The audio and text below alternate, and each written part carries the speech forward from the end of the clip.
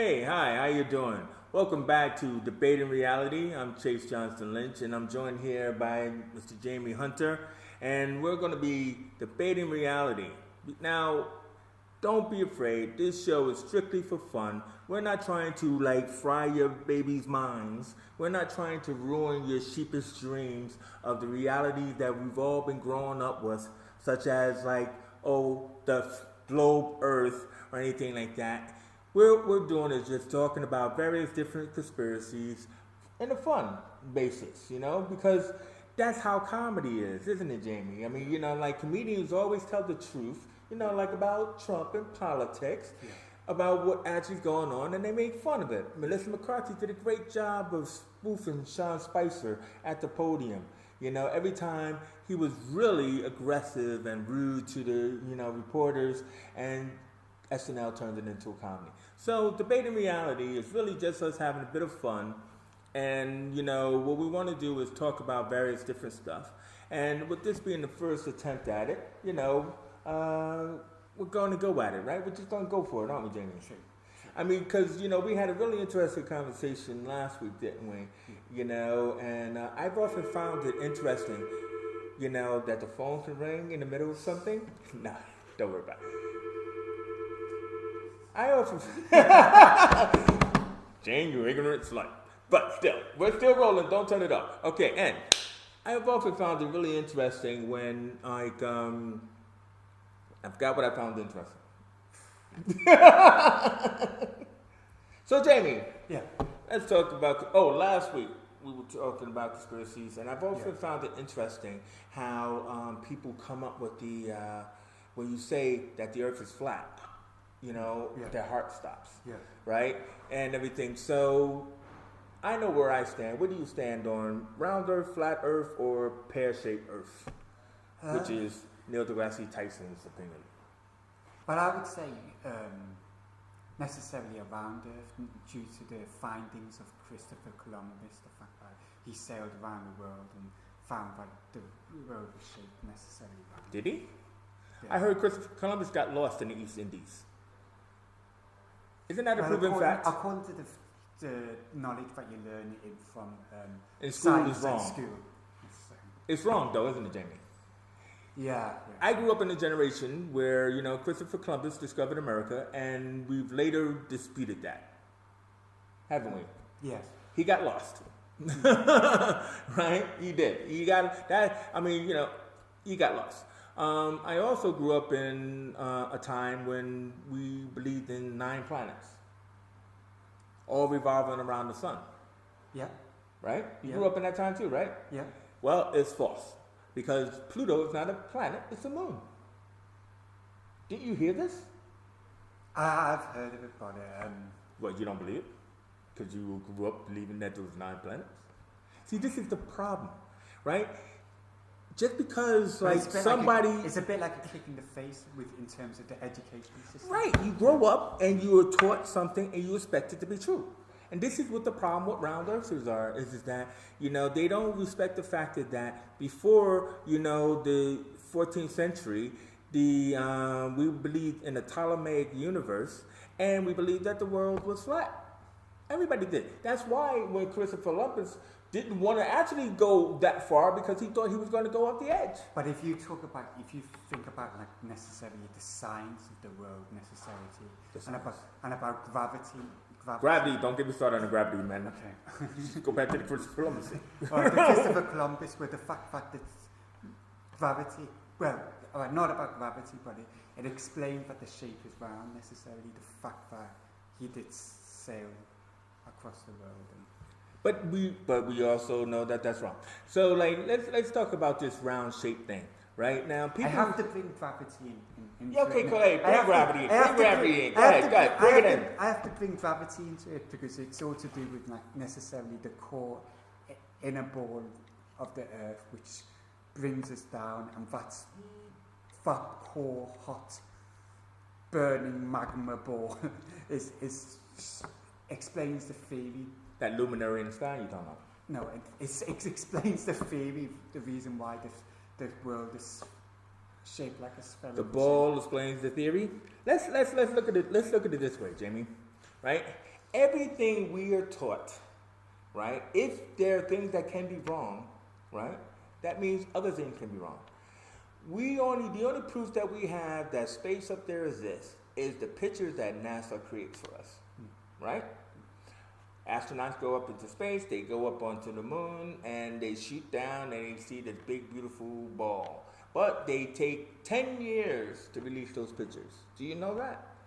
When they went up, supposedly, when they went up to the moon. So have you literally used a telescope and have seen two moons necessarily, but when you look up into the sky when it's night necessarily? Because to me, in my theory, there's only one moon necessarily. And but all these planets are I love how I can see the moon in the daytime. Gravitational. I love how I can see the moon in the daytime. Because it's always there. But, if you grew up on, what is that kid's show called? In the Night Garden or whatever it is? It's kind of like, yeah, it's the moon at night. But the moon, I see it in the daytime. It's always there. Right? Yeah, right. So, point is, let's go back to like this cold curved round thing. Now, some people say, hey, because the rainbow is curved, right? That proves that it's a round Earth, right? But then, like, the deal with that is that why can't it be curved over this flat plane?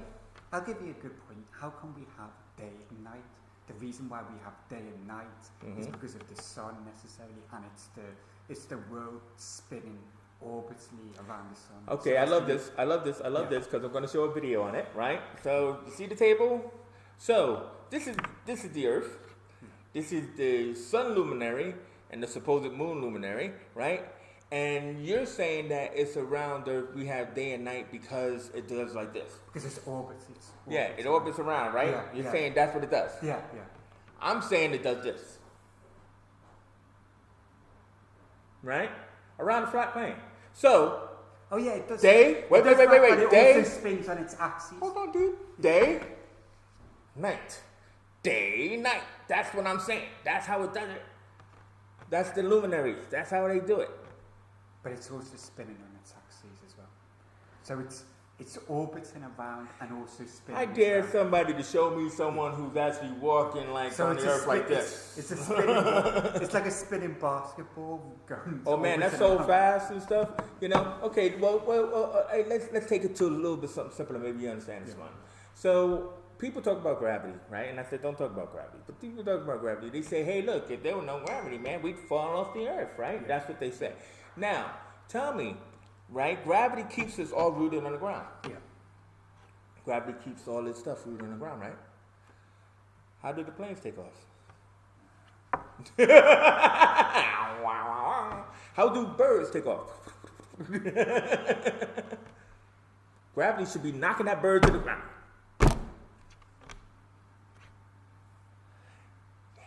Stunned. Silence. Yeah, but it's only to a certain.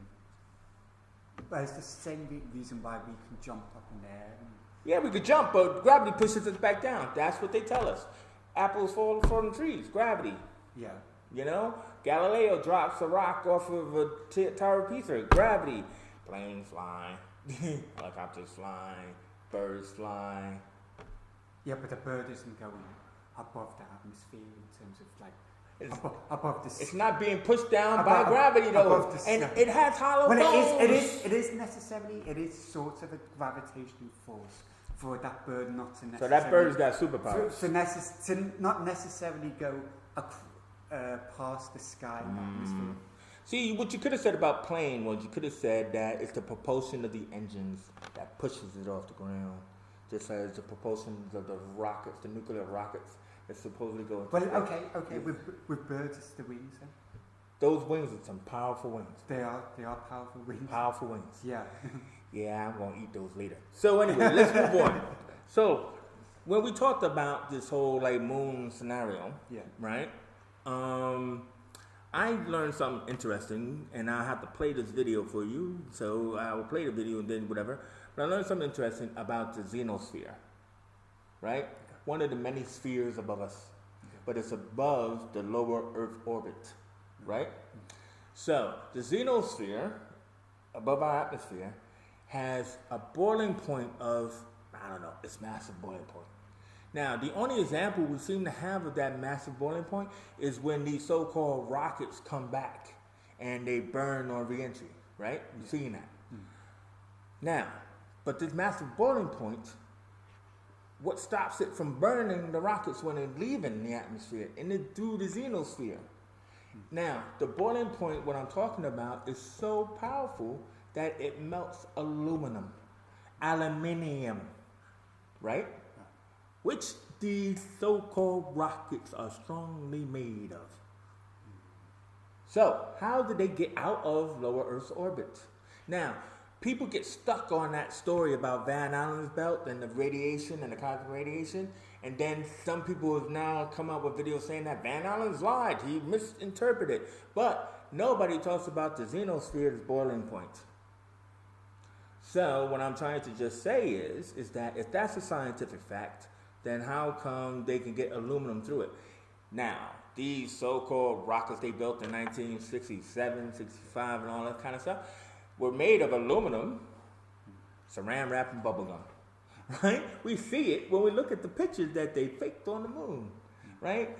How did that actually get through the xenosphere? Through the Van Allen's belt? And, oh, wait. You know, moon landing, please tell me, do you believe it? Skeptical. You should be. You really should be. Because the point is, when that supposed limb dropped out of the rocket that was going to be spinning around for a couple of days, has no blast surface when it landed. No blast surface. I know what's up about the flag necessarily. Well, yes. I mean, that's too easy. I'm not even going to bother with it. It's too easy, that flag waving. But they've now released videos over these years, right? We're talking about, 30, 40 years now. They've released videos, and there was more than just a flag waving. There are now plastic bags that are blowing on the moon. They're garbage bags. They got the actual video footage. What? Oh, just press it again. Because it's probably... Yeah, I know, but then you just only have to press it again. Check mine too. Okay. So, yeah. So, the blowing bags on the moon, you know what I mean? They got those going. And, and that's going. So, but because our time is running down, right?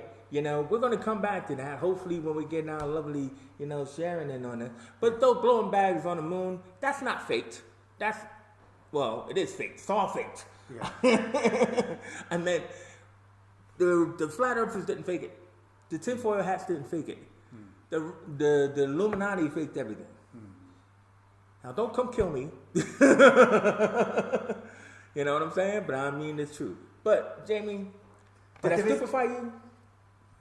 No, but there is something about the greenhouse effect, and there's a protective layer preventing us all from shriveling up and burning to death. Yeah, So, the xenosphere? what? Well, you talking about the xenosphere? Yeah. Right. Or the ozone layer, or all that kind of Those stuff. are, That the hole is burning through right now. So anyway, just want to thank Jamie for joining me. That'd be my point. I just want to stupefy. Because I'm pretty sure the ozone layer is a big topic area, which will define the reason why it's burning. The world is round And it's burning. And of course, Trump doesn't believe it exists anyway. So anyway, I'm Chief Johnston-Lynch. It's Jamie Hunter. Thank you for joining us on Debating Reality, and hope you had just as much fun as I did. Yeah.